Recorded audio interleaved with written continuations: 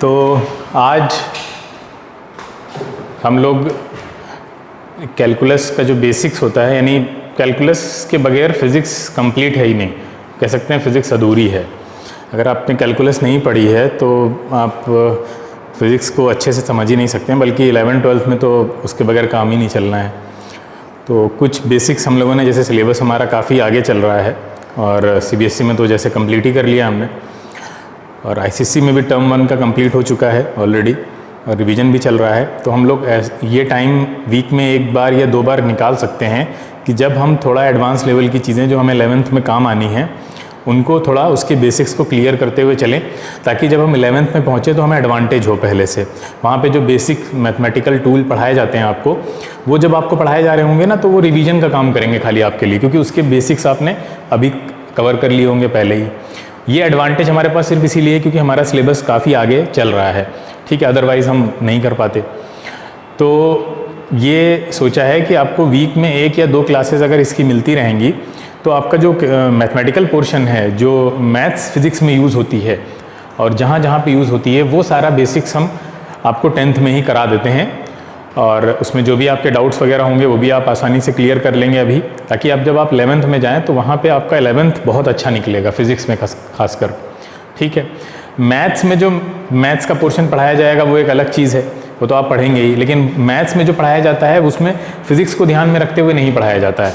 Calculus आप maths में भी पढ़ेंगे, डिफरेंशिएशन, इंटीग्रेशन, सब कुछ पढ़ेंगे मैथ्स में 11th में जब आप जाएंगे, लेकिन वो लोग फिज़िक्स को ध्यान में रखते हुए वो चीज़ें नहीं पढ़ाएंगे आपको, अलग ही अप्रोच के साथ पढ़ाएंगे। और जो बच्चे मैथ्स नहीं लेने वाले हैं 11th में, जिनको आगे मेडिकल लाइन में जाना है, तो उनको तो आगे वो मैथ्स में वो चीज़ें नहीं करनी, वो फिज़िक्स में ही पढ़ाई जाएंगी। तो काफ़ी एडवांटेज होता है उन बच्चों के लिए जो ये कैलकुलस का पोर्शन या जो मैथमेटिक्स जो यूज़ होने वाली है 11th क्लास में फ़िज़िक्स में या 12th में, तो वो आप अगर 9th-10th में बच्चे कर लेते हैं तो वो आगे ही रहते हैं, पहले दिन से वो आगे रहते हैं, ठीक है। तो आपके पास बहुत अच्छा मौका है। हम लोग इस साल, अभी हमारे पास काफ़ी टाइम पड़ा हुआ है, तो हम लोग धीरे धीरे भी करेंगे। अगर वीक में 1 या 2 क्लासेस भी करते रहेंगे तो हम काफ़ी कुछ कवर कर लेंगे by the end of this year, ठीक है, जब ये सेशन जो आपका होगा 10th वाला। तो इसकी पहली क्लास है आज, ठीक है, और ये मैंडेटरी इसीलिए सबके लिए नहीं रखी गई है। जो किसी बच्चे का माइक ऑन है ज़रा ऑफ कर लो बेटा, किसका ऑन है देखो ज़रा, ठीक है। चलिए फिर स्टार्ट करते हैं। तो इसकी क्लासेस बीच में ऐसी होती रहेंगी रैंडमली, इसका कोई अभी शेड्यूल नहीं फिक्स हो पाया है। हर वीक में जब भी होंगी ऐसे ही आपको मैसेज चला जाएगा और आप लोग, जो लोग ज्वाइन होना चाहते हैं वो हो जाएंगे उसमें, ठीक है बेटा। देखो, हम सब जानते हैं कि मान लीजिए अगर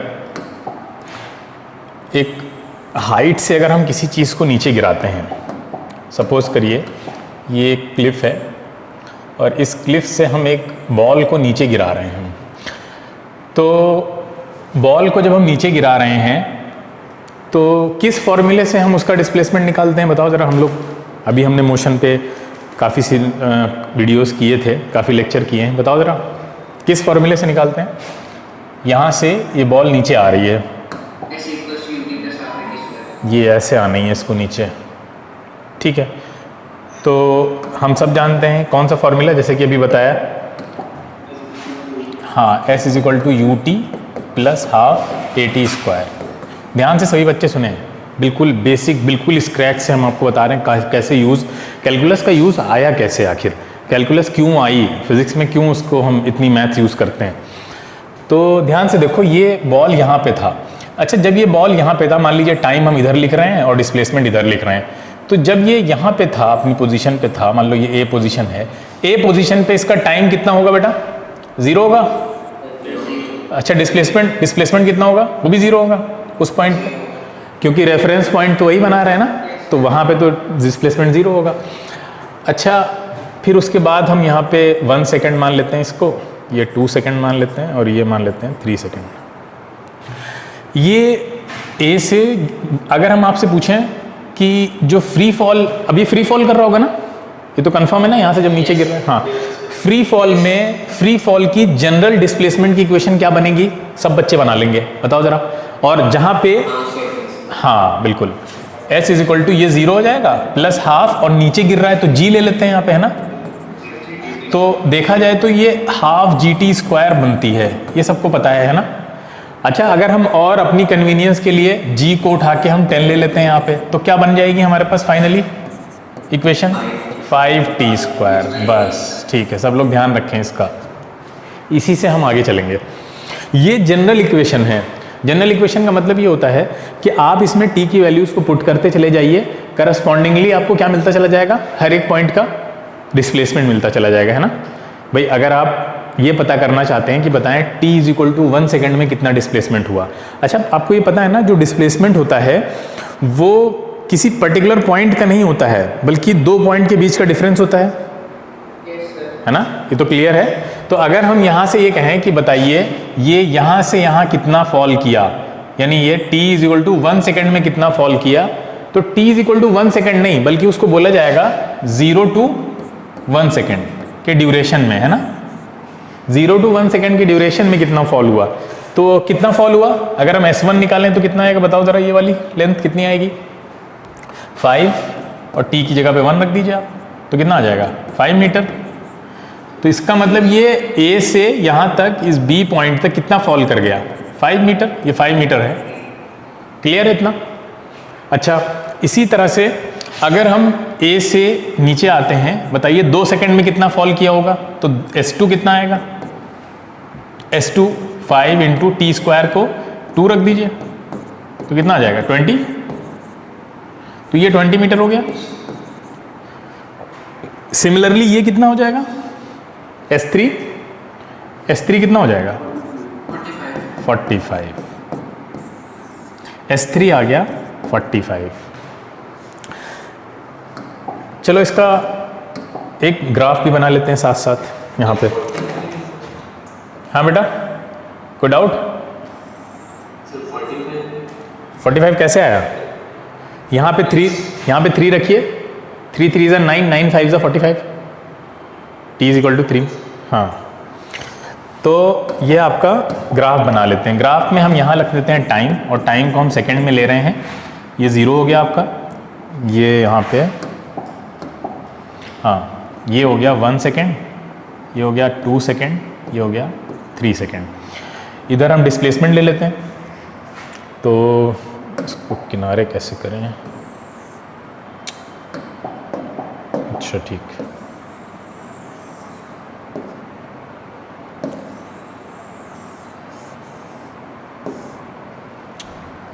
छोड़ो हटाओ। यहाँ पे ले लेते हैं डिस्प्लेसमेंट, और ये पहला मानते हैं 10, और ये हो गया 20, 30, 40, और ये हो गया आपका यहाँ पे 50। ठीक है।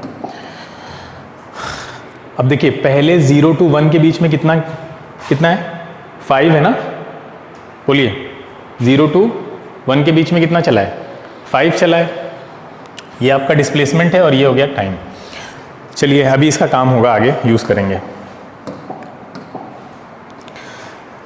अच्छा ये बताओ, ये 0 to 5 निकाला हमने, 0 to 20 निकाला, मतलब ये जो डिस्प्लेसमेंट आ रहा है वो मीन जहाँ से ओरिजिनल जो रेफरेंस पॉइंट है वहाँ से हम कैलकुलेट कर रहे हैं ना सबका। 5 जो है वो 0 से है, और ये 20 भी 0 से है, और ये 45 भी कहाँ से है, 0 से है ना। सारी डिस्टेंसेस तो वहीं से है ना, ये ध्यान रखने वाली बात है। ये वाली, ये ऐसे हैं सारी डिस्टेंसेस, जितनी भी हमने ली हैं ये सारी 0 से ली हैं डिस्टेंसेस, ठीक है। अच्छा एक और अगर हम बीच का मान लेते हैं यहाँ पे कि 1 और 2 के बीच में 1.5 होता है, तो ज़रा बताओ 1.5 पे कितना डिस्टेंस होगा, यहाँ पे कितना डिस्प्लेसमेंट हुआ होगा, बताइए निकाल के जल्दी।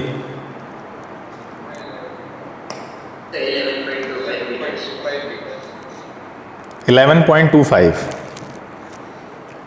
सभी का आया। यहाँ पे आप t की वैल्यू रखेंगे ना, t की वैल्यू रखेंगे कितना 1.5, उससे निकल के आ रहा है कितना 11.25। देखो सभी का आ रहा है। हाँ, अब ये हमने ग्राफ बना दिया। अच्छा जो हमने ग्राफ बनाए हैं उसको अगर हम ग्राफ पे नहीं नहीं अभी चलेगी, रहने दीजिए, छोड़ दीजिए। हाँ हाँ कोई बात नहीं, ठीक। नहीं मैथ्स की नहीं है, नहीं कैंसिल है, ठीक।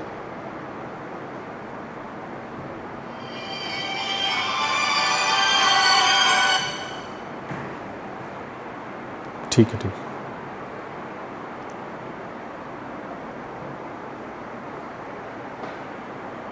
चलिए छोड़िए, रहने दीजिए। चलिए ग्राफ पे वापस आ जाते हैं। आइए ग्राफ पे देखिए, पहले सेकंड में कितना चला है बेटा? 5 ना। 5 कहाँ पे आएगा? 5 कुछ यहाँ पे आएगा ना, ये वाला देखो, पहले सेकंड में 5। दूसरे सेकंड में कितना चला है? 20। ये देखिए 20 कहाँ पे आएगा? ये कुछ यहाँ पे। फिर 1.5 में भी है, 1.5 का ही बनाया जा सकता है, यहाँ पे कहीं आएगा, बोलिए ये आएगा। और थर्ड सेकंड में कितना है? 45, तो 45 आपका कुछ ऐसे आएगा। तो आपको नहीं लग रहा है ये ग्राफ कुछ आपका इस तरह से जा रहा है?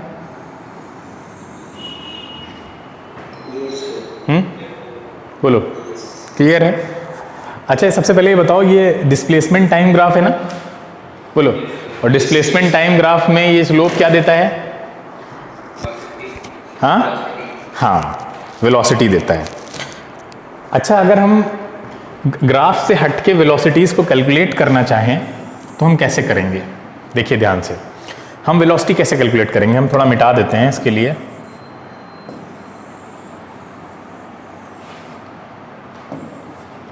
ठीक है,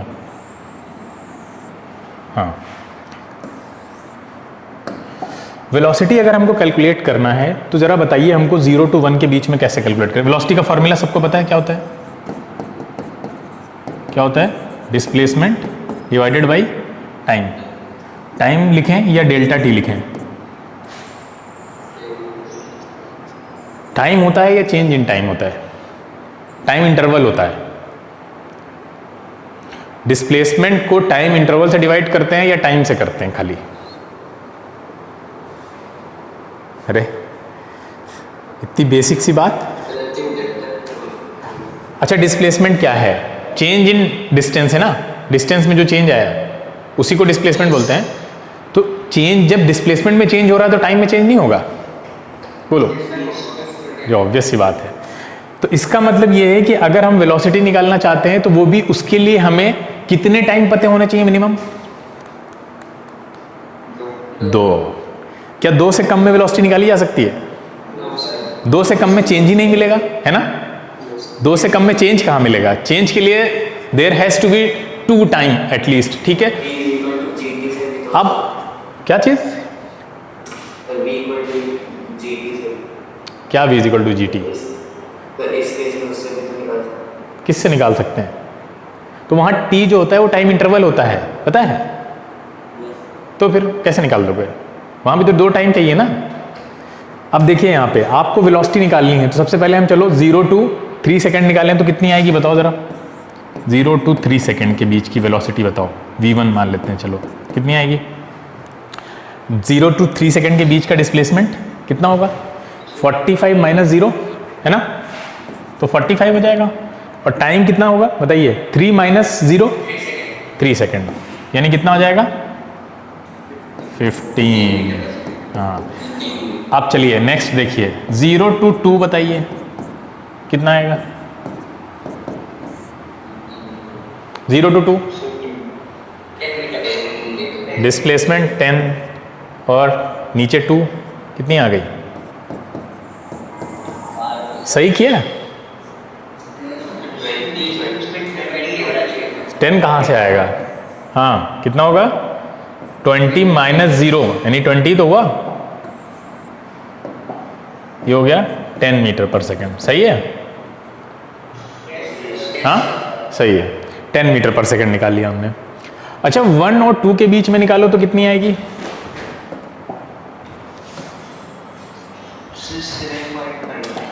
1 और 2 के बीच में कितनी आ रही है?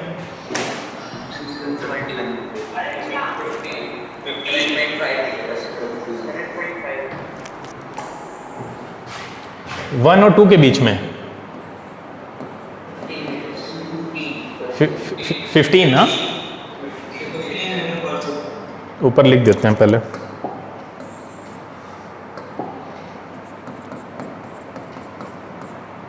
V3 तो 1 और 2 के बीच में डिस्प्लेसमेंट की गैपिंग कितनी है 15 और नीचे 1 आएगा 15 मीटर पर सेकेंड। अच्छा 1 और 1.5 के बीच में निकालें, 1 और 1.5 के बीच में कितनी आएगी V4, 1 और 1.5, 1 एंड 1.5, हाँ 12.5 सही कह रहे हैं ये। 1 एंड 1.5 के बीच में ये गैपिंग कितनी है 6.25, 6.25 डिवाइडेड बाई 0.5 कितना आएगा ये 12.5।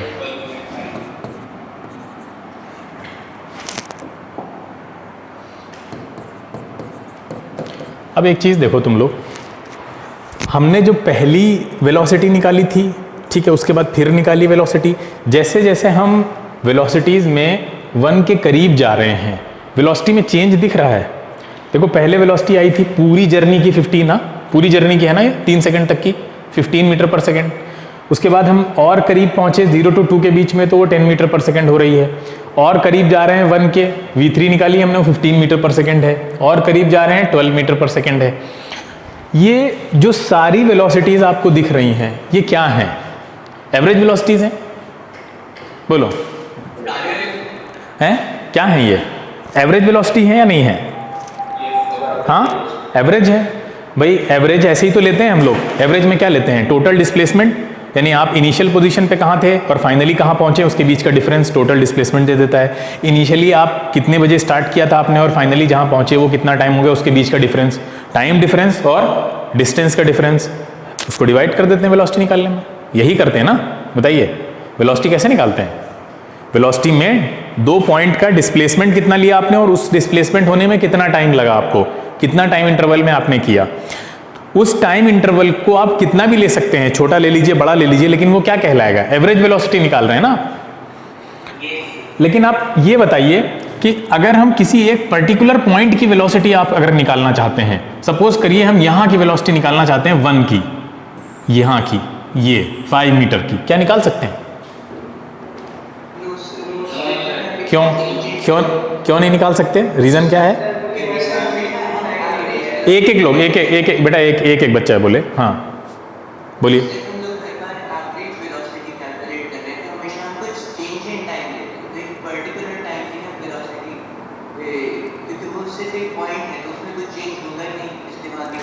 और कोई बताएगा, हाँ सही है, और कोई बच्चा कोई और तरह से बताना चाहे, कोई नहीं, यही बताना था सबको। क्वेश्चन ये है कि हम क्या इस पॉइंट पे, इस बी पॉइंट पे एवरेज वेलोसिटी निकाल सकते हैं, या वेलोसिटी निकाल सकते हैं, एवरेज छोड़ो वेलोसिटी निकाल सकते हैं, क्यों। हाँ एक पॉइंट पे अगर आप चेंज निकालने जाओगे तो 0 मिलेगा है, और ऊपर डिस्प्लेसमेंट भी 0 नीचे भी 0, तो कोई मतलब ही नहीं बनता है ना। इसका मतलब हम लोग, हाँ हम लोग किसी नहीं वो सब चीज़ें नहीं पूछनी है अभी। जो अभी तक की अंडरस्टैंडिंग है उसके रिगार्डिंग पहले समझ में आना चाहिए ना कि हम क्यों नहीं निकाल सकते। ये नहीं समझ में आया तो फिर आगे कैलकुलस नहीं समझ में आएगी। पहले इतना समझो सभी लोग कि हम क्यों नहीं निकाल सकते, फिर उस पर आएंगे कि क्या तरीका निकाला गया है। हम नहीं निकाल सकते ना, क्योंकि अगर हम निकालने जाएंगे तो डेल्टा टी 0 आएगा ना, और वेलोसिटी में डेल्टा टी चाहिए हमको, और डेल्टा टी नहीं चाहिए बल्कि ऊपर डिस्प्लेसमेंट में भी चेंज चाहिए ना। डिस्प्लेसमेंट अपने आप में ही चेंज को दिखा रहा होता है, डिस्प्लेस होना। तो आप किसी पर्टिकुलर पॉइंट की वेलोसिटी निकाल लें तो वो पॉइंट तो कहीं से डिस्प्लेस हुआ ही नहीं ना। एक आदमी वहीं खड़ा हुआ है बी पे, और आप कह रहे हैं इसकी वेलोसिटी बताओ बी पे हम वेलोसिटी कैसे बताएंगे, नहीं बता सकते है ना। बोलो, जैसे हम एक और एग्जांपल देते हैं आपको। जैसे कोई आदमी गाड़ी चला रहा था और गाड़ी चलाते हुए, आप आए दिन सुनते हैं एक्सीडेंट हो जाता है, तो अगर हम आपसे पूछें कि ये बताओ जिस टाइम पे किसी इंसान का एक्सीडेंट हुआ है गाड़ी चलाते हुए, तो वो एक्सीडेंट उसकी एवरेज वेलोसिटी की वजह से हुआ होगा या किसी और वेलोसिटी की वजह से हुआ होगा। क्या उसके लिए एक्सीडेंट के लिए एवरेज वेलोसिटी रिस्पॉन्सिबल होती है या कोई और वेलोसिटी? एवरेज रिस्पॉन्सिबल होती है। अगर एवरेज रिस्पॉन्सिबल है तो इसका मतलब यह है कि फिर वो अगर 40 एवरेज निकल के आ रहा है तो जिस टाइम एक्सीडेंट हुआ उस टाइम भी 40 पे चला रहा होगा? नहीं, उस पर्टिकुलर जिस पर्टिकुलर मोमेंट पे एक्सीडेंट हुआ है उस टाइम पे जितनी वेलोसिटी होगी वो रिस्पॉन्सिबल है ना। बोलो भाई, ये देखा जाएगा ना जिस टाइम पे एक्सीडेंट हुआ है। मान लीजिए अगर दो लोगों में आपस में लड़ गए, आके चला रहे थे गाड़ी, अब वहां पे लोग FIR हो गई, पुलिस में चले गए, तो पुलिस वाले जो केस बनाएंगे या जो अदालत में केस सुना जाएगा वो एवरेज वेलोसिटी को देखेगा या जिस टाइम पे टक्कर हुई है उस टाइम की वेलोसिटी देखेगा दोनों की? बोल। हाँ, जिस टाइम पे एक्सीडेंट हुआ है उस टाइम एवरेज वेलोसिटी तो हो सकता है दोनों की लीगली बिल्कुल सही आ जाए, जितनी चलानी चाहिए थी उनको 40 या 50 उसी में निकल के आ जाए, लेकिन कैसे डिसाइड होगा? जिस टाइम पे एक्सीडेंट हुआ है उस टाइम पे दोनों लोगों की वेलोसिटी क्या थी, उस पर्टिकुलर इंस्टेंट पे वेलोसिटी क्या थी। तो अभी हमने देखा कि पर्टिकुलर इंस्टेंट की वेलोसिटी तो निकल नहीं पाएगी, है ना। अभी देखा ना कैसे निकालेंगे। पर्टिकुलर इंस्टेंट पे आपको चेंज पता होना चाहिए, वेलोसिटी के लिए आपको चेंज इन डिस्टेंस यानी जिसको हम डिस्प्लेसमेंट बोलते हैं, और वो इंटरवल छोटा सा टाइम इंटरवल जितना भी है, बोलो नहीं निकाल सकते अगर आपको ये चेंज नहीं पता है। हाँ, तो ये हमारे आगे जो प्रॉब्लम आके खड़ी हो गई थी कि हम उस किसी पर्टिकुलर, जबकि आपको ये तो कंफर्म है ना कि हर एक पॉइंट के साथ उसकी एसोसिएटेड वेलोसिटी होगी, बोलो होगी ना। अगर कोई बॉडी यहां से यहां तक गिर के नीचे आ रही है तो उसकी एवरेज वेलोसिटी तो होगी ही होगी, लेकिन उसके अलावा हर एक पॉइंट पे तो उसकी एक पर्टिकुलर वेलोसिटी होगी नहीं होगी? हाँ, तो वो पर्टिकुलर वेलोसिटी हम नहीं निकाल पाते हैं, इसीलिए हम वो इंस्टेंट वेलोसिटी नहीं निकाल पाते हैं। यहां ये सदियों से लोग इसमें परेशान थे कि यार ये कैसे निकाला जाए, कैसे किया जाए। यहां पे कैलकुलस आती है, जो कैलकुलस के बगैर ये काम पॉसिबल नहीं होता है। क्यों नहीं होता है वही अभी आप लोग खुद ही बताएंगे। अभी हमने आपसे कहा कि हमको इस बी पॉइंट की इंस्टेंट वेलोसिटी निकालनी है कि इसी पर्टिकुलर टाइम पे उसकी इस पार्टिकल की वेलोसिटी क्या होगी जो ऊपर से नीचे आ रहा था। तो आप कहेंगे कि हमको यहाँ पे चेंज चाहिए और हम चेंज नहीं बता रहे हैं, चेंज हमें पता ही नहीं है। चेंज के लिए आपको यहाँ पे कोई दूसरा पॉइंट चाहिए होगा, नहीं चाहिए होगा, जिससे आप चेंज निकालें? बोलो चाहिए होगा, ऑब्वियस सी बात है। तो वो जो दूसरा पॉइंट होगा वो आप 1.5 को भी मान सकते थे, 2 को भी मान सकते हैं, ठीक है, ऊपर 0 को भी मान सकते हैं। लेकिन इन सारे पॉइंट्स को मानने में दिक्कत यह है कि ये वेरिएशन बहुत हो जाएगा ना। बोलो वेरिएशन बहुत हो जाएगा। अगर आप 1.5, हाँ मतलब अगर आप देखिए एक चीज सुनो सभी लोग, अगर हम 1 के साथ 2 को पॉइंट मान लें करीब वाला, तो इसको मानकर जो इंटरवल लेंगे और उससे जो वेलोसिटी आएगी वो 1 से काफी दूर की होगी, 1 और 2 के बीच की होगी कहीं की। लेकिन अगर हम 1.5 को माने, बताओ 1 और 1.5 और 1 और 2 इनमें से एक्यूरेट वैल्यू ज्यादा कौन देगा दोनों में, इंटरवल में? हाँ अच्छा, 1.5 से भी करीब चले जाएं, 1.25 ले लें, ये और एक्यूरेट देगा, बोलो है ना। इसका मतलब ये है कि हम 1 के जितना करीब कोई पॉइंट ले लें वो उतना एक्यूरेट देगा ना डिस्टेंस, वो सॉरी वैल्यू, उतना एक्यूरेट वैल्यू देगा। बोलिए इतनी बात समझ में आ रही सब बच्चों को? अगर डाउट है तो बताओ, फिर से समझा दें। आप उस पॉइंट के करीब करीब बहुत बहुत नियर अबाउट का कोई पॉइंट मान लें जिससे आपको वो डिफरेंस वाला मसला हल हो जाए जो फंसा हुआ है अभी, कि हम चेंज कैसे लेंगे। चेंज के लिए दूसरा पॉइंट होना पड़ेगा, कोई ना कोई मानना पड़ेगा। वो पॉइंट 1 के बहुत करीब होना चाहिए। लेकिन एक दिक्कत यहां पे आके खड़ी हो गई, करीब ये हो गई कि हम जिसको करीब समझ रहे हो जरूरी नहीं आपके लिए वो भी वो करीब हो, आप कोई और करीब मान लो हमने माना एक पॉइंट 1 के बहुत पास कि 1.01, ये बहुत करीब है ना 1 के, बोलो है ना, अरे एक पास है ना। आप बोले कि नहीं हमारे हिसाब से 1.001 मानना चाहिए, ये आपका करीब है, ये मेरा करीब है। अब हो गई लड़ाई, बोलो हो गई ना दिक्कत।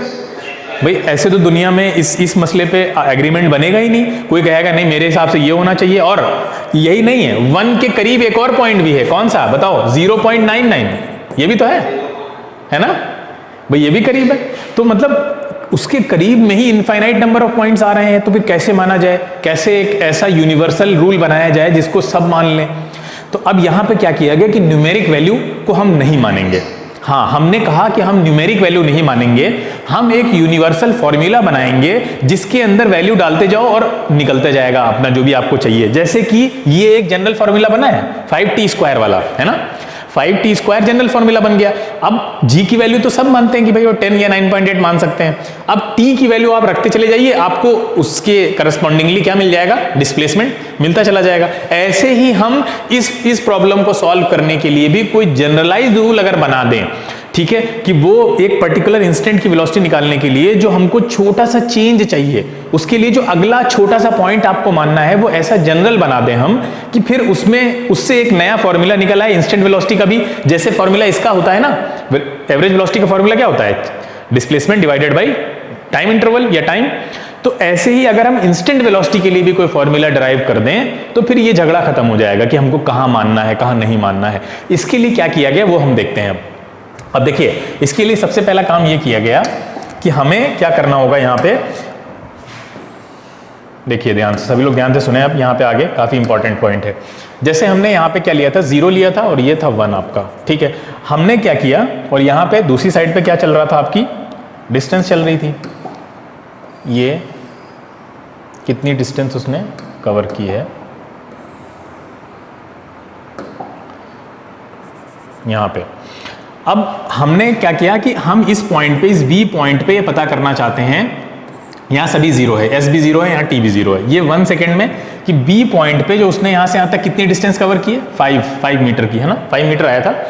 तो इस पॉइंट पे एवरेज वो इंस्टेंटेनियस वेलोसिटी, यानी उस इंस्टेंट पे उसकी वेलोसिटी क्या होगी, तो हमको चेंज के लिए उसके करीब करीब एक छोटा पॉइंट मानना पड़ेगा। तो हमने क्या मान लिया, ये पर्टिकुलर टाइम था t, मान लेते हैं ये 0 to t टाइम में यहां तक चला, तो t के बगल में एक छोटा सा टाइम मान लेंगे, उसको हम बोल देते हैं dt। क्या बोल देंगे, dt मतलब बहुत छोटा टाइम, t के बाद जस्ट बाद आने वाला एक टाइम है dt टाइम में इधर जो डिस्प्लेसमेंट इसने कवर किया उसको हमने ds मान लिया। s मतलब होता है डिस्प्लेसमेंट, s का बहुत छोटा कंपोनेंट, इसको बोलते हैं differential element of s। Differential element मतलब अगर s को डिफरेंशिएट करो, छोटे छोटे टुकड़ों में तोड़ो, तो सबसे छोटा वो टुकड़ा होगा, उसको हमने ds बोल दिया। अच्छा, बड़े टुकड़े को क्या बोलते थे, अब तक कोई बताएगा, बड़े टुकड़े को क्या बोलते थे, बड़े टुकड़े को क्या बोलते थे, अरे डेल्टा s बोलते थे। डेल्टा एस क्या दिखाता था, बड़ा डिस्प्लेसमेंट। तो छोटे डिस्प्लेसमेंट को हमने डेल्टा एस की जगह क्या मान लिया, ds मान लिया। इसी तरह से डेल्टा t, बड़ा डिस्प्लेसमेंट का जो इंटरवल, टाइम इंटरवल होता था, डेल्टा t होता था, उसका छोटा इंटरवल हमने क्या मान लिया, dt। ठीक है, बोलो, इतनी बात समझ में आई सबको कि हमने छोटा सा उसके बहुत पास में एक टाइम माना dt। एक अभी हम फॉर्मूला ड्राइव कर रहे हैं, उसके लिए माना गया है, और उस dt टाइम में जो डिस्प्लेसमेंट हुआ है वो कितना है, ds है। बोलो, इतनी बात समझ में आई सबको। और जो फॉर्मूला ड्राइव किया था जनरल, वो क्या था, 5t² था, ये याद है, भूल गए अभी पीछे, हाँ ठीक है, याद है। अब देखिए यहाँ पे हमको वेलोसिटी के लिए क्या चाहिए, चेंज इन टाइम, और इधर डिस्प्लेसमेंट में जो भी चेंज आ रहा होगा वो चाहिए होता है। अब हम क्या करेंगे, s इज इक्वल टू कितना है हमारे पास, 5t² है, ठीक है। ds कैसे निकालें, ds क्या है, ds क्या होगा, अच्छा बताओ। हाँ, वापस आते हैं, कहां पर थे हम लोग, ये देखिए, ये वाला टाइम हमने t मान लिया, तो ये वाली डिस्प्लेसमेंट को हम मान लेते हैं s, क्योंकि जनरल फॉर्मूला है तो हम लोग अभी 5 और 1 को भूल जाते हैं। यहां से यहां तक डिस्प्लेसमेंट s हुआ था। अब हम पर्टिकुलर b पॉइंट पे पता करना चाहते हैं इंस्टेंटेनियस वेलोसिटी क्या है, तो हमने उसके जस्ट पास में एक छोटा सा डिस्प्लेसमेंट मान लिया, कितना हुआ है, s के बाद कितना और डिस्प्लेसमेंट हुआ है, ds हुआ है। तो हम निकालना चाहते हैं क्या, ds नहीं, हमें निकालना होगा s प्लस ds कितना होगा। s प्लस ds हम कैसे निकालेंगे, s प्लस ds कैसे निकालेंगे, हाँ हाँ बोलो।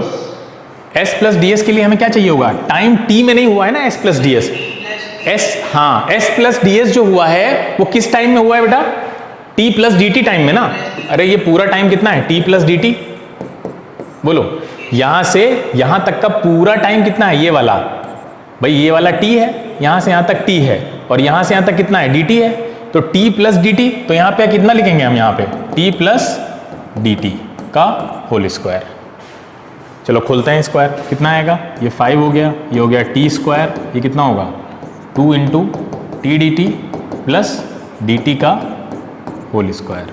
बोलो इतनी बात समझ में आई? ये कैसे किया जल्दी बताओ, स्टेप बाय स्टेप, जल्दी से, टाइम थोड़ा सा बचा है हमारे पास। सब बच्चे बताएं जल्दी से, ये हम कहाँ से ले आए? ये क्लियर हुआ?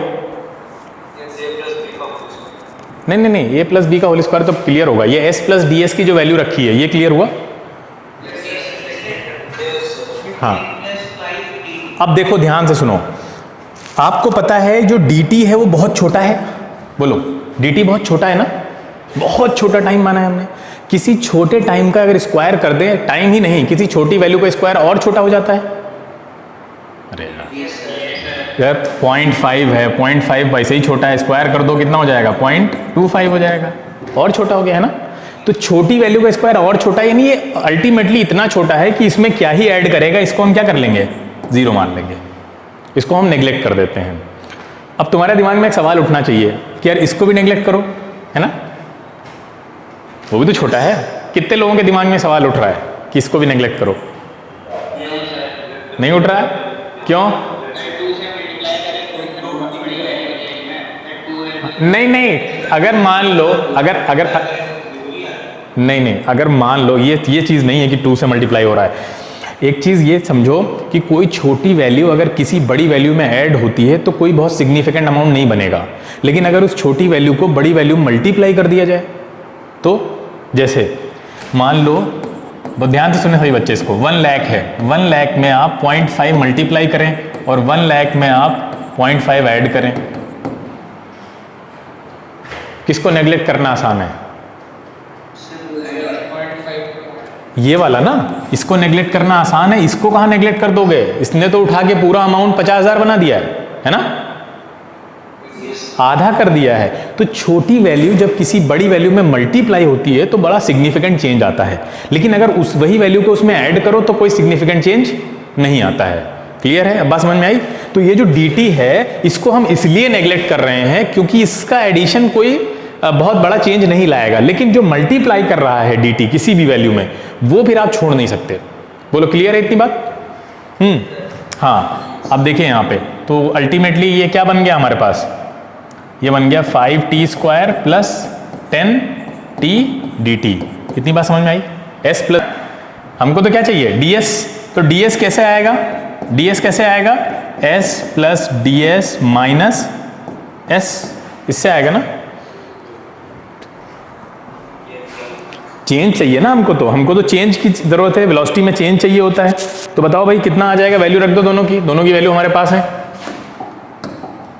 s प्लस डी एस की अभी हमने निकाली, 5t square plus 10t dt minus s कितना है? 5t square. तो बताइए जरा कितना आ जाएगा यहाँ से? ये कैंसिल, हाँ, तो ये आ जाएगा हमारे पास 10t dt। क्या ds और dt दोनों पता है हमें? हाँ पता है।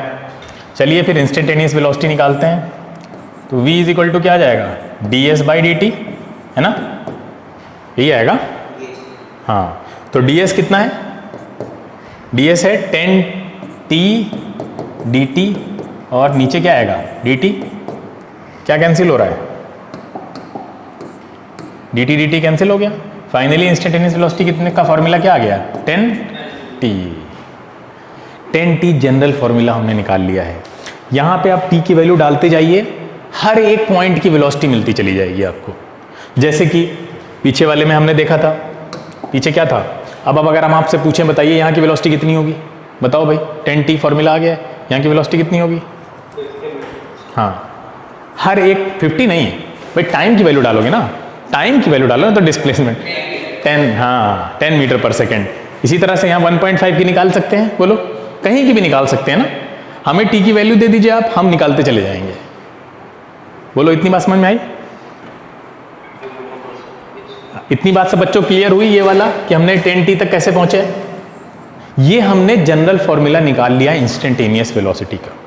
ठीक है, इतना क्लियर है। अब हम इसको दिखाते हैं ग्राफ में, तुम्हें असली अंडरस्टैंडिंग अब शुरू होगी। देखो ध्यान से, ग्राफ में अगर हम इसको बताना चाहें तो जैसे 1 के पास आपको निकालना था, तो 1 के पास ये वाली जो ये पॉइंट आपने माना, ठीक है, ये पॉइंट आपने क्या माना था? बताइए कितनी दूरी पे माना था हमने ये पॉइंट?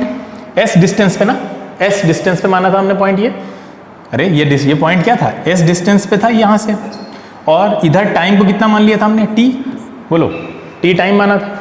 इसके ठीक पास में, इसी पॉइंट के ठीक पास एक पॉइंट हमने यहाँ पे मान लिया, कितनी दूरी पे, बोलो, यहाँ पे dt टाइम लगा था उस पॉइंट तक पहुँचने में, और डिस्प्लेसमेंट कितना था, डिस्प्लेसमेंट कितना था, ये ऊपर वाला ds, यही था ना। इसको बड़ा करके बनाते हैं तब अच्छे से समझ में आएगा। यहाँ पे देखो,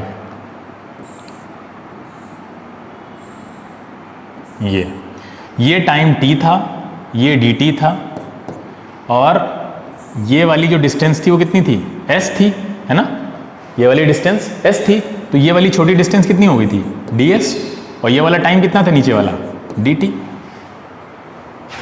ds बाई dt किया, क्या निकल के आ गया, पर्टिकुलर इंस्टेंट की वेलोसिटी निकल के आ गई। ठीक है, तो इस तरह ग्राफिकली समझ सकते हैं। इसका मतलब v की वैल्यू जो आई हमारे पास वो कितनी थी, v की वैल्यू जो हमने निकाली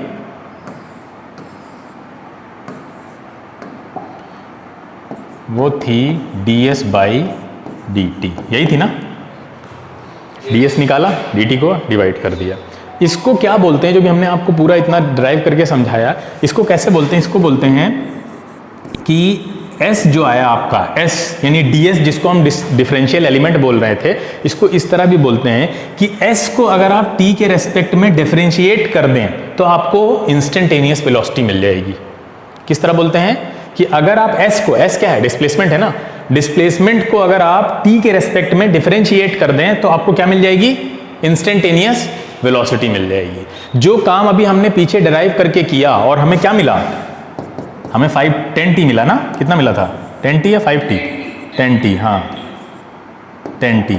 ये जो काम हमने इतना डिराइव करके किया कि पहले s चूज किया, फिर उसका डिफरेंशियल एलिमेंट ds चूज किया, ठीक है, s प्लस ds निकाला, उसके बाद ds निकाला, ds को dt से डिवाइड किया, तब वेलोसिटी आई। ये आपको हर एक केस में करने की जरूरत नहीं है, इसके लिए कुछ जनरलाइज फॉर्मूले ड्राइव कर दिए गए हैं। जैसे अभी हम यहाँ पे आपको बता रहे हैं कि शॉर्टकट तरीका क्या बताया गया इसको निकालने का, कि अगर आप s को dt के टर्म में, टाइम के टर्म में डिफरेंशिएट कर दें तो आपको इंस्टेंटेनियस वेलोसिटी मिल जाती है ना।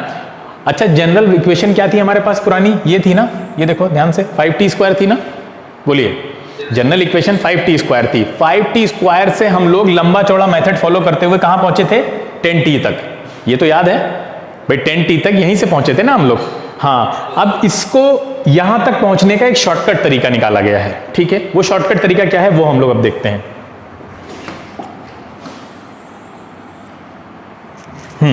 शॉर्टकट तरीका ये है कि अगर जैसे 5t स्क्वायर है तो किसी की भी पावर अगर लगी हुई है, ठीक है, कोई इस तरह का फंक्शन आपको दे रखा है, ठीक है, डिस्प्लेसमेंट का टाइम के टर्म में, ये डिस्प्लेसमेंट टाइम के टर्म में है ना, डिस्प्लेसमेंट टाइम के टर्म में दे रखा है आपको, और आपसे मान लो इंस्टेंटेनियस वेलोसिटी पूछ रहा है, ठीक है, किसी भी इंस्टेंट पे, मान लीजिए t is equal to, question दिया हुआ है कि t is equal to 2 second पे इंस्टेंटेनियस वेलोसिटी बताइए। कैसे निकालेंगे आप, डायरेक्ट रख देंगे, पुट कर देंगे, गलत हो जाएगा ना, बोलो। अगर आपने t is equal to 2 second direct इस इक्वेशन में पुट कर दिया तो जो डिस्प्लेसमेंट निकल के आएगा वो गलत होगा, सही होगा, गड़बड़ होगा, सही नहीं निकलेगा। क्लियर है, क्योंकि वो तो एवरेज का निकल के आएगा ना। आपको पहले ये जो आपको टर्म दे रखा है इसको कन्वर्ट करना पड़ेगा किसमें, इंस्टेंटेनियस वेलोसिटी वाली इक्वेशन में। जैसे हमने v is equal to 10t यहाँ पे कन्वर्ट किया है, और 10t कन्वर्ट करने के बाद t की वैल्यू जब 2 सेकंड रखेंगे तो जो वेलोसिटी निकल के आएगी वो क्या कहलाएगी, इंस्टेंटेनियस वेलोसिटी। अरे बोलो भाई, इतना क्लियर है, इतनी बात समझ में आ रही है। हाँ, तो अब हम इसको डायरेक्ट 5t स्क्वायर को डायरेक्ट वेलोसिटी वाले टर्म में कैसे कन्वर्ट करें, ठीक है, उसके लिए हम डिफरेंशिएशन करते हैं। उसके लिए हमको डिफरेंशिएशन के कुछ रूल्स बताए गए हैं। वो रूल्स क्या है, जैसे दे रखा है कोई इक्वेशन आपको, s is equal to 7t to the power 4, बनाइए, यहां से क्या निकल के आएगा, ds अपॉन dt क्या निकल के आएगा, बताइए। ये 4 इसके पास आ जाएगा 7 के पास, बोलो, और ऊपर क्या हो जाएगा, -1 हो जाएगा पावर की, कितना हो जाएगा ये 28t क्यूब, और ये ds अपॉन dt क्या होता है, v होता है। ये तो हम देखते हैं इंस्टेंटेनियस वेलोसिटी। इसका मतलब ये है सिंपल सा कि अगर आपको कोई भी डिस्प्लेसमेंट का टर्म दे रखा है, कोई भी लंबा चौड़ा 2t क्यूब, ठीक है, करके दिया हुआ है, और आपसे कह रहा है कि हमको इंस्टेंटेनियस वेलोसिटी निकाल के दो at t is equal to 1 second, तो कैसे करेंगे, सबसे पहले इसको डिफरेंशिएट करेंगे। कैसे, ds अपॉन dt निकालेंगे, जो कि क्या आ जाएगा बताइए, 2 इंटू 3 और ये क्या होगा 3 माइनस 1, पावर -1 हो जाती है और वो बाहर आ जाती है, क्या होगा 6t²। लेकिन अभी भी आंसर नहीं आया है, ये तो v आएगा और v कब पूछा है हमसे, t = 1 पे, तो कितना आ जाएगा आंसर 6 आ जाएगा। हाँ बोलो समझ में आया। तो आपको इस तरह से कोई भी फंक्शन दे रखा होगा s का 2t के टर्म में, तो अब आप ds/dt आराम से निकाल सकते हैं। ये शॉर्टकट तरीका है निकालने का। जो हमने आपको समझाया वो पूरा डेरिवेशन था कि एक्चुअली आया कहाँ से। ये जो फॉर्मूला है ये वाला ds⁻n अगर है और उसको t के टर्म में अगर डिफरेंशिएट कर रहे हो, तो ये जो फॉर्मूला है ns⁻n-1, ये जो फॉर्मूला इसका निकल के आया वो आया कहाँ से, वो हमने पीछे आपको समझाया कि ऐसे हम पहले क्या करते हैं, s के साथ एक डिफरेंशियल एलिमेंट मानते हैं ds, ठीक है, और वो डिफरेंशियल एलिमेंट जितने टाइम में है उस t के साथ भी उतना ही छोटा टाइम मान लेते हैं dt, और फिर वो ds/dt से हम क्या निकाल लेते हैं, इंस्टेंटेनियस वेलोसिटी का फॉर्मूला निकाल लेते हैं। क्लियर है, बोलो। थोड़ा बहुत तो समझ में आया होगा। पहली क्लास है अभी इस पे और क्लासेस करेंगे, क्लैरिटी आती चली जाएगी। अभी हम लोग सिर्फ डिफरेंशिएशन तक समझे हैं, इंटीग्रेशन अब समझना और आसान हो जाएगा। इंटीग्रेशन कहाँ यूज होता है, इतना क्लियर हो ना क्लियर हो तो अभी कुछ पूछ सकते हो, कोई डाउट कहीं पे भी लग रहा हो कि ये कहाँ से आ गया। हाँ हाँ, कहाँ पे ये वाले में, इसमें क्या चीज,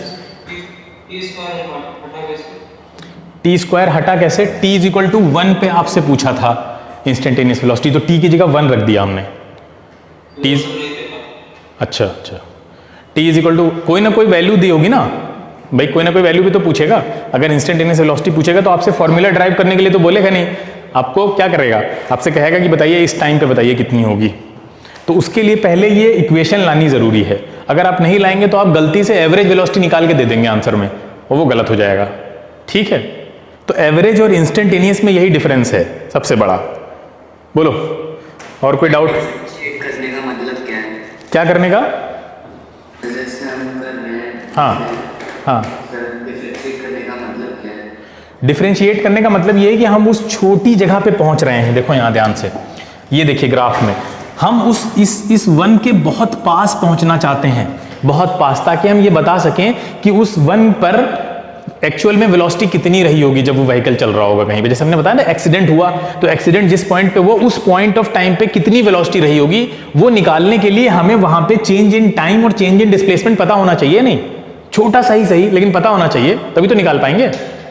तो उस पॉइंट की, किसी भी एक पर्टिकुलर पॉइंट की वेलोसिटी निकालने के लिए हमें ये करना पड़ रहा है, डिफरेंशिएट करना पड़ रहा है। यानी डिफरेंशिएट का मतलब ये है कि उस छोटे एलिमेंट के पास पहुंचना। डिफरेंशिएट बोलते हो ना, वैसे भी इंग्लिश में वर्ड बोलते हैं हम लोग डिफरेंशिएट करना, यानी बहुत छोटा छोटा करके उस पर्टिकुलर पॉइंट पे पहुंचना चाह रहे हैं हम, इसलिए डिफरेंशिएशन कर रहे हैं। अब समझे, बोलो। हाँ तो बोलो, तो ये अभी हमने सिर्फ एक फॉर्मूला आपको डिफरेंशिएशन का बताया है। इसके अलावा जो साइन और कॉस के टर्म्स होते हैं उसमें अलग डिफरेंशिएशन के फॉर्मूले चलते हैं। साइन और कॉस में जैसे मान लीजिए आपको साइन और कॉस के टर्म में ऐसे दे रखा है कि ये बताइए इस तरह से करके dt करके, तो ये cos theta sine theta in सब के अलग फॉर्मूले हैं, वो तो याद ही करने पड़ते हैं, लेकिन धीरे धीरे सब याद हो जाते हैं, इतनी कोई दिक्कत की बात नहीं होती। पहले आप बेसिक क्रक्स समझें कि डिफरेंशिएशन की नीड क्यों है, हमें कैलकुलस की नीड हुई क्यों, कैलकुलस की नीड क्यों है हमें। सबसे बड़ी चीज़ क्या समझ में आई आज के लेक्चर से, कि कैलकुलस की नीड इसलिए है क्योंकि अब तक जो हम लोग जो कुछ पढ़ रहे थे, आप जिस तरह के, हाँ क्या कह रहे हो, हाँ नहीं, वेलोसिटी तो हम अभी भी निकाल रहे थे। क्या 9th क्लास में वेलोसिटी नहीं निकल रही थी, बोलो निकल रही थी। हाँ बिल्कुल, 9th क्लास में जनरली हम लोग इस तरह के ग्राफ से डील कर रहे थे। यहां निकालना आसान है ना भाई। यहां निकालना क्यों आसान है, क्योंकि यहां हर एक पॉइंट की वेलोसिटी सेम है ना। बोलो ये पॉइंट ले लो, ये ले लो, ये ले लो, ये ले लो, ए बी सी, बोलो सब जगह सेम होगी। अरे यहां सब जगह सेम होगी ना। एस और टी ग्राफ निकाला, अब हमने कहा बताओ भैया इंस्टेंटेनियस वेलोसिटी बताओ। इस ग्राफ में इंस्टेंटेनियस निकालने के लिए कैलकुलस पढ़ना जरूरी है क्या? नहीं। क्यों? क्योंकि यहां की एवरेज और यहां की इंस्टेंटेनियस दोनों ही इक्वल होती हैं। हाँ सेम होती है, बिल्कुल सही बात। लेकिन दिक्कत कब आई? दिक्कत तब आई जब ये भाई साहब डांस करने लगे, है ना। दिक्कत तब आई जब यहां चेंज स्टार्ट हो गया। ये देखिए अब हर पॉइंट अलग अलग है, हर पॉइंट की वेलोसिटी अलग होगी, इस पॉइंट की अलग होगी, यहाँ की अलग होगी, यहाँ की अलग, यहाँ की अलग। हर पॉइंट की वेलोसिटी जब अलग होने लग गई तब हमें दिक्कत आई कि यार चेंज, इसका मतलब कैलकुलस को जन्म देने वाला कौन है? चेंज। अगर एक वर्ड में बोले तो क्या है? चेंज। अगर ये चेंज ना होता तो कैलकुलस ना आती आज। और दुनिया में हर चीज चेंज हो रही है, आप देख रहे हैं, है ना भाई? कौन सी ऐसी चीज है जो चेंज नहीं हो रही है? तो कैलकुलस चेंज का दूसरा नाम है। चेंज को कैलकुलेट करना सिखाता है। एक चेंज को एक पर्टिकुलर टाइम पे जाके कैलकुलेट करना, यानी डिफरेंशिएशन आपको ये बता रहा है। और इंटीग्रेशन आपको बताएगा, जैसे भी हम आपसे कहते हैं कि ये वाला जो पहला वाला लिखा था हमने, बताइए इसका एरिया निकालिए। आप निकाल देते हैं ना, जीरो से, ये डी पॉइंट है, मान लो ये ई है, और ये यहाँ पे कोई पॉइंट एफ मान लीजिए। इसका एरिया आप निकाल सकते हैं? नहीं निकाल सकते हैं? बिल्कुल निकाल सकते हैं, है ना? हाँ, बिल्कुल निकाल सकते हैं। लेकिन अभी हम आपसे कहें कि ये एरिया जरा निकाल के बताइए आप, ये वाला निकाल लेंगे क्या? नहीं निकाल पाएंगे। क्यों? इसका निकालने का हम ये समझाने की कोशिश क्या कर रहे हैं, बाकी तो जुगाड़ है ही है। अब ये हम नहीं निकाल सकते, क्यों? आप ज्यादा ज्यादा यहां तक निकाल लेंगे, है ना? फिर भी ऊपर वाला हिस्सा रह जाएगा ना, कर्व वाला। कैसे निकालेंगे? कोई फॉर्मूला नहीं बना पाए हम, तभी हमारी हेल्प के लिए यहां पे कैलकुलस का दूसरा बेटा इंटीग्रेशन आता है। वो बताता है कि हम कैसे निकालेंगे, वहां जुगाड़ है उसके लिए। तो वो हम लोग आगे आने वाली क्लासेस में इसको धीरे धीरे पढ़ेंगे कि कैसे शुरू हुआ और कैसे हम वहां तक पहुंचे। तो बिल्कुल अभी अगर किसी को कुछ बहुत भारी लग रही हो क्लास, तो परेशान होने की जरूरत नहीं, रिकॉर्डिंग देखना। और धीरे धीरे हम लोग इतना स्मूथली आगे चलेंगे कि ये सारी चीजें कुछ ही महीनों के बाद आपको बिल्कुल ऐसी हो जाएंगी, क्रिस्टल क्लियर। जैसे 9th में आपने जो कुछ भी पढ़ रखा है वो आपको परेशान नहीं करता है, ऐसे ये भी परेशान नहीं करेगा। नई नई चीज तो पहली बार में थोड़ी सी अजीब लगती है, वैसे भी नॉर्मली भी। ठीक है, तो इसकी रिकॉर्डिंग देखिएगा। जो डाउट्स आए दिमाग में, अगली क्लास फिर जब शेड्यूल करेंगे नेक्स्ट वीक में कभी, तो फिर आप लोग वहां पे पूछिएगा और फिर वहां कुछ नई चीजें भी सीखेंगे। ठीक है बेटा, चलिए आज के लिए इतना ठीक है। हाँ, क्या चीज, क्या पूछ रहे बेटा? हाँ बिल्कुल बिल्कुल, कैलकुलस के पार्ट कह लीजिए, टूल्स कह लीजिए, जो भी कहना है। ठीक है।